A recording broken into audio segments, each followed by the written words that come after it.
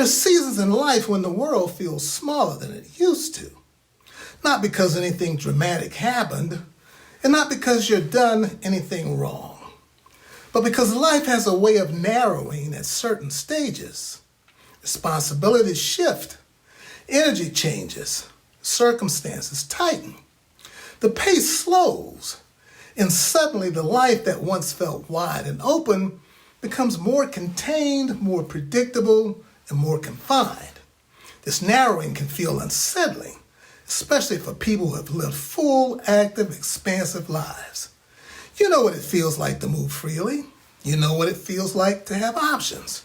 You know what it feels like to wake up with a sense of momentum.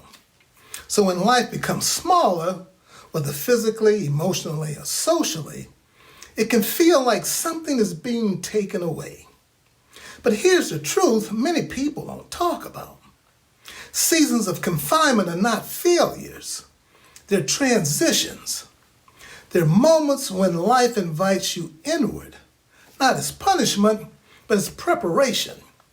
And early spring is the perfect time to talk about this.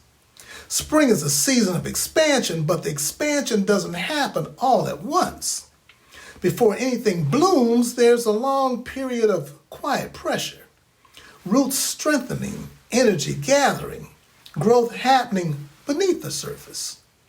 It's a kind of confinement with a purpose. Nature narrows before it widens, and humans do the same. So if you're in a season where life feels smaller, here's a way to understand it with dignity instead of frustration. First, name the narrowing. Not dramatically and not with judgment, just with honesty. Maybe your social world has shrunk. Maybe your energy isn't what it used to be. Maybe your responsibilities have changed. Maybe your emotional bandwidth is limited. Quietly acknowledging the narrowing removes the shame from it. It becomes a description, not a verdict. And second, identify what this season is protecting.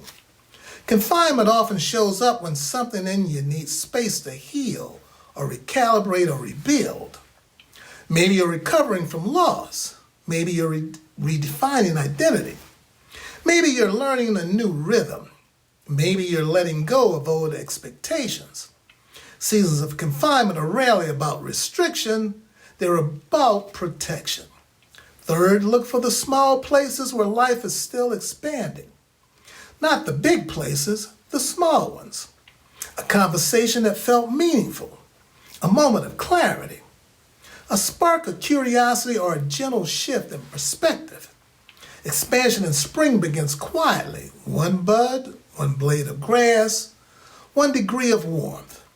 Your life expands the same way. This works because confinement is not the opposite of growth. It's the environment where growth begins. So when life narrows, your attention sharpens. Your inner world becomes clearer. Your priorities become simpler. And in that simplicity, wisdom emerges. If you're in a season of confinement, let it be a season of preparation, not punishment.